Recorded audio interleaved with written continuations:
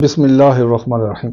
رسول خدا صلی اللہ علیہ وآلہ وسلم نے فرمایا، انسان کے مرنے کے بعد تین چیزیں ہوتی ہیں جو انسان کے لیے ہمیشہ صدقے جاریہ رہتی ہیں، جن کی وجہ سے انسان کا نامہ اعمال ہمیشہ کھلا رہتا ہے۔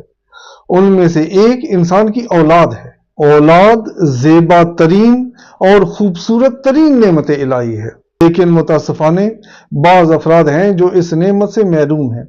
بعض افراد ہیں جن تک یہ نعمت دیر سے پہنچتی ہے۔ خدا بعض افراد کو اولاد دینے میں دیر کرتا ہے۔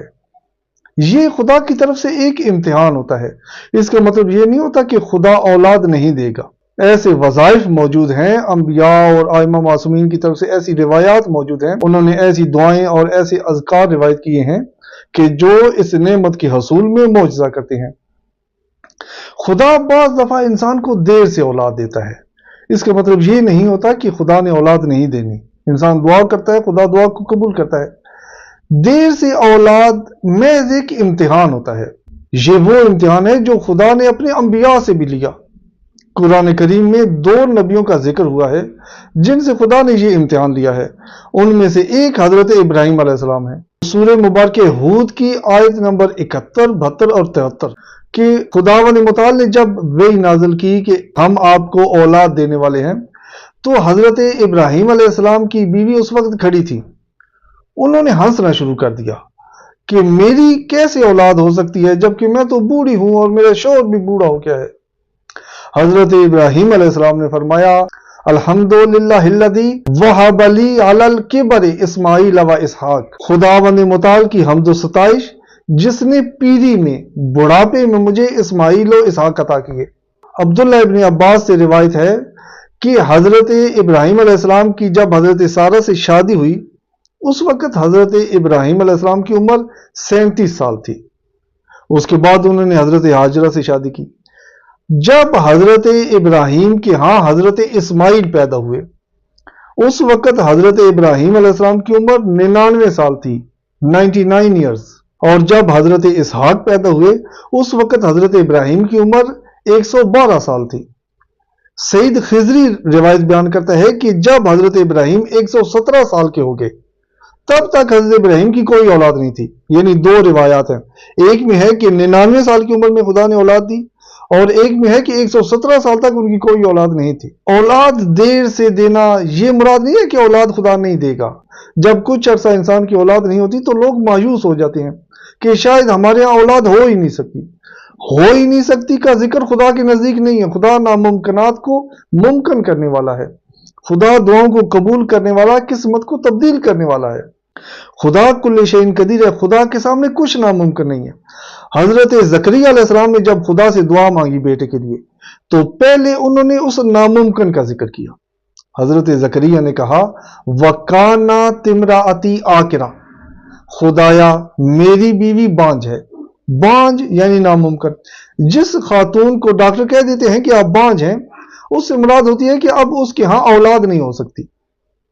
انہوں نے کہا کہ میری بیوی بانجھ ہے، فَهَبْ لِي مِن لَّدُنْكَ وَلِيًّا، بس اے خدایا مجھے وارث عطا کر۔ یعنی بیوی بانجھ ہے اپنی جگہ، لیکن خدایا وارث عطا کر، کیونکہ خدا ناممکنات کو ممکن بنانے والا ہے۔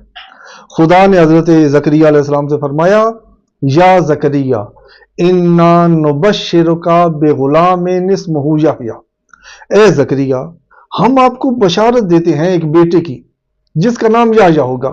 حضرت زکریا علیہ السلام نے خدا سے کہا کہ خدایا میری بیوی بانجھ ہے، کانت امراتی عاقرا وقد بلغت من الکبر عتیہ، اور میں بڑھاپے کے آخری حصے میں پہنچ چکا ہوں۔ کبر عتیہ یعنی بڑھاپے کے انتہائی حصے میں پہنچ چکا ہوں، میرا کیسے بیٹا ہو سکتا ہے؟ خدا نے فرمایا، وَهُوَ عَلَيَّ هَيِّنٌ، یہ ہمارے لیے آسان ہے۔ جب بھی آپ خدا پر یقین رکھ کے دعا کرتے ہیں تو شک نہ کریں کہ خدا کے لیے سب آسان ہوتا ہے۔ خدا کن فیکون کا مالک ہے۔ مشہد میں ایک خاتون رہتی تھی، اس کا ایک ہی بیٹا تھا، یعنی کل اولاد اس کی وہی ایک بیٹا تھا۔ اس کا وہ بیٹا ایکسیڈنٹ میں مر گیا۔ کچھ عرصے کے بعد اس خاتون نے سوچا کہ مجھے دوبارہ ڈاکٹر کے پاس جانا چاہیے، علاج معالجہ کرنا چاہیے، خدا مجھے اولاد عطا کر دے۔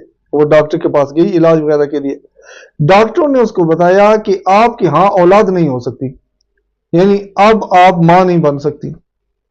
وہ عورت پریشان ہوگی لیکن مایوس نہیں ہوئی، اس نے خدا سے دعائیں مانگنی جاری رکھی، خدا سے دعائیں مانگتی رہی، اور کچھ عرصے کے بعد وہی خاتون جس کے بارے میں ڈاکٹروں نے کہہ دیا تھا کہ آپ کے ہاں اولاد نہیں ہو سکتی، اسی خاتون کے ہاں خدا نے ایک بیٹا دے دیا۔ خدا دعاؤں کو قبول کرنے والا ہے، خدا سمیع علیم ہے۔ آیت اللہ تقیباجد نے ایک ختم نقل کیا ہے امام باقر علیہ السلام سے۔ شام کا ایک دربان تھا جو بہت ہی ثروت مند انسان تھا، دولت مند انسان تھا، لیکن اس کی اولاد نہیں تھی۔